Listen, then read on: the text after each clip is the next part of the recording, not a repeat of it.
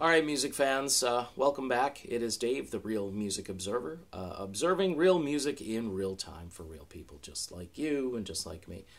All right, so Dire Straits, not even Straits is going to be there. I was just trying to boil it down to how many people are going to be there. A couple of keyboard players and a bass player, I think. Drummer? I mean, I don't even know. I know John Illsley, the founding keyboard player, is going to be there. It's just weird how Mark Knopfler is completely resistant to this.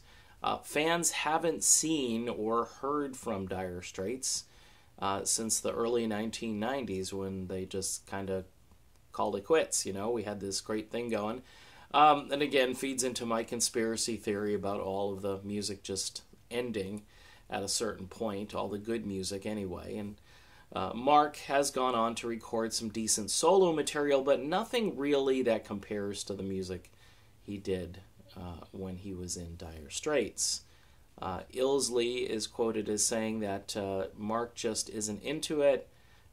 He just can't wrap his brain around it. I'm thinking to myself, okay, you're going to be honored by your peers. And I think Dire Straits as a selection was a Hall of Fame thing.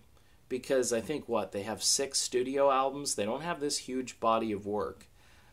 Certainly they made an impact, but I would say there are a number of other bands.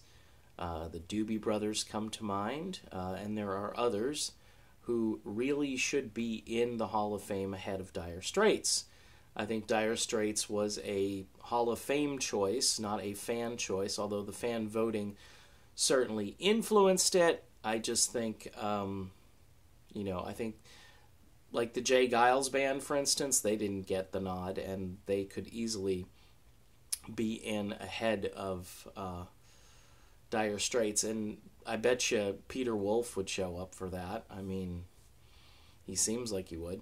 So I'm just, again, confused as a fan. I like Dire Straits, but I'm thinking maybe there should be a new criteria. If these bands really don't want to do this or they're not really into it, maybe you give it to somebody else until they can get their acts together or something.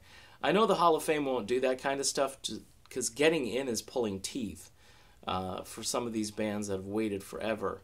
The Moody Blues getting inducted, that's just so far overdue. It's just mind-blowing that it took the Moody Blues, one of the great bands that came from the 60s, and produced a wealth of material that mostly the critics hated. Let's just be honest, and that's why it took them so long to get in.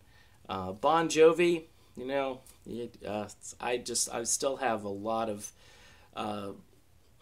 misgivings about them getting in before so many other groups, but they're the flavor of the month, and corporate entities have promoted the crap out of the idea of Bon Jovi getting into the Hall of Fame, including that Sirius XM type channel, which is always talking about how Bon Jovi is just the quintessential 80s hair band metal guy and so forth, and yet he has discarded all of those digs, and now he's a smooth, suave, sophisticated type of singer, and his band is all dressed in nice clothing and no more leather and no more long hair and all that stuff, because, you wouldn't want to. You have to reinvent yourself in order to get into the Hall of Fame, I guess. All right, so all over the place on this video. Dire Straits, maybe we should just say no Dire Straits and give it to somebody else. You know what I'm saying? It's too bad because they are a great band and Mark Knopfler is a great guitar player. But with that said, I don't know what the deal is. Just do it for the fans, Mark. All right, I'm done. I'll be back with more in a few minutes. Talk to you then.